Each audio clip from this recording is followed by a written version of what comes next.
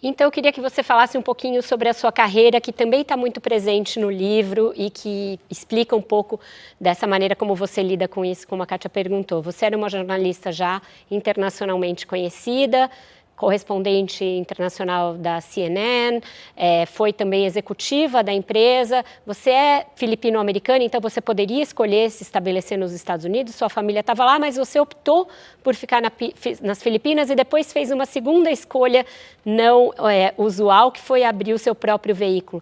Como essas escolhas te definem e como você vê a correção delas olhando para trás e mesmo para tudo que você passou? It's so much more certainty in the past. You know, I worked for CNN when it was chicken noodle news.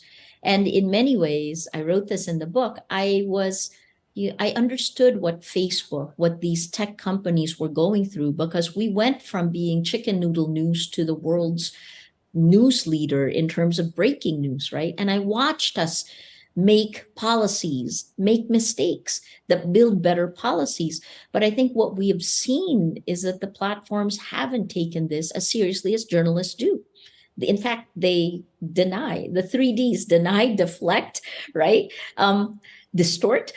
So as a journalist, I went from being trained as a broadcast journalist, where I chose television because in this screen, there are a lot more subtle things that you may not read on a page. You know, what's behind me, the mood, the smile, there are all these things that I loved about television, the sound.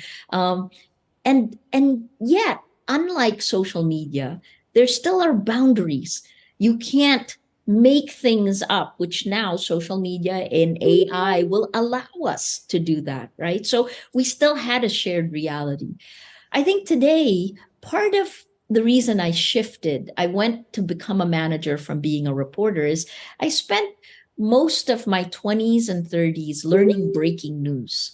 And at a certain point, you look for meaning and what the purpose of news is, of journalism is, the mission of journalism. I've helped write standards and ethics manuals for 4 or 5 different news organizations. And I never wanted to be a news head. It's just, I didn't want to be managed by a bad manager. News organizations in the hands of a business person can be corrupted very easily, right? Because your vested interest, you're seeing this play out in tech, right? When they can't tell the difference from their own vested interest and the public sphere. We must always put that in place. And I guess now with Rappler, when I was with CNN at the tail end, our team was one of 12 groups, 12 bureaus where we tested new technology. I always knew technology was going to be both our enemy and our partner. Certo. Right now, we're going through a downturn where technology has made our world the worst we can be. I think it encourages the worst of human nature. And I hope that we come out of it and build something better than where we are today.